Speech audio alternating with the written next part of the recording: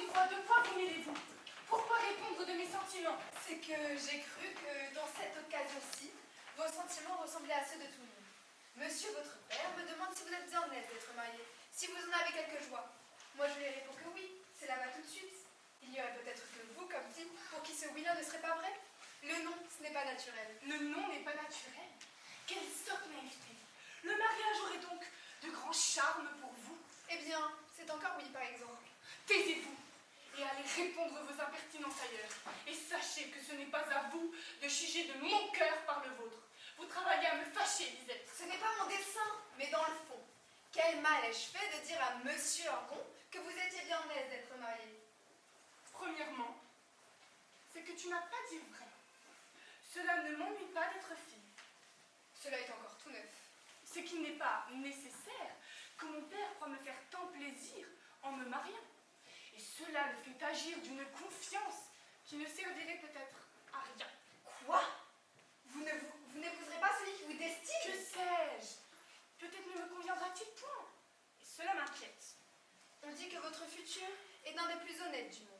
Qu'il est bien fait, aimable, de bonne mine, qu'on ne peut pas avoir plus d'esprit, qu'on ne saurait être de meilleur caractère. Que voulez-vous de plus? Peut-on se figurer de mariage plus doux, d'union plus délicieuse? Délicieuse. Que tu es folle avec tes expressions.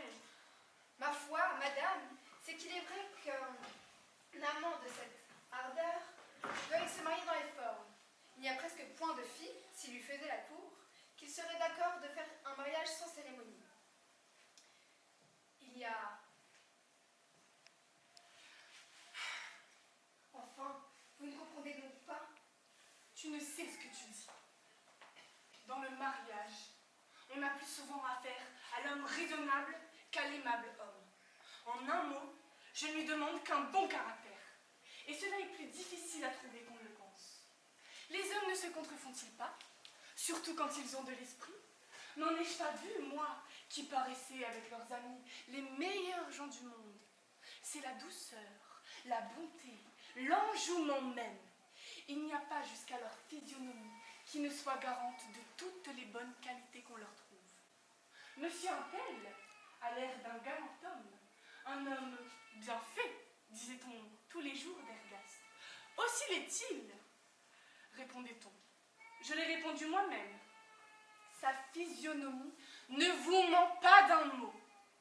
Oui, fiez-vous-y à cette physionomie si douce, si prévenante, qui disparaît un quart d'heure après pour faire place à un visage sombre, farouche, brutal, qui devient l'effroi de toute une maison. Ergast s'est marié.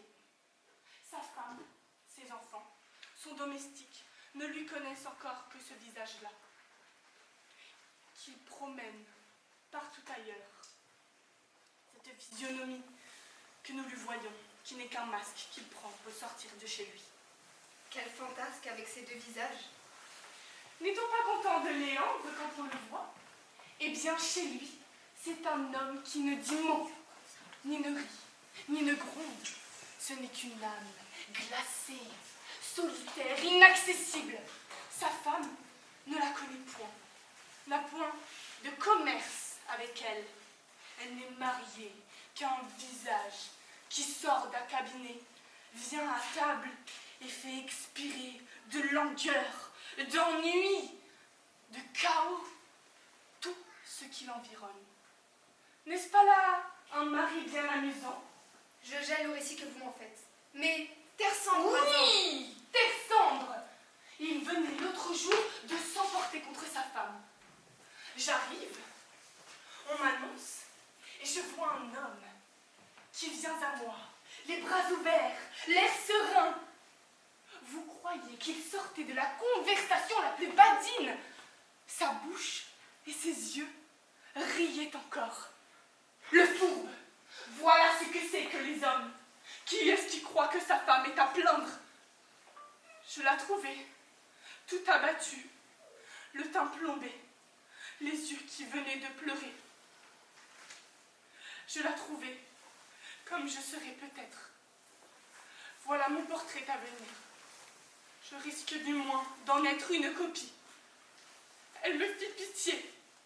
Lisette, si j'allais te faire pitié, qu'en dis-tu? Songe à ce que c'est qu'un mari. Un mari, c'est un mari. Vous n'auriez pas dû finir par ce mot-là. Il me raccommode avec tout.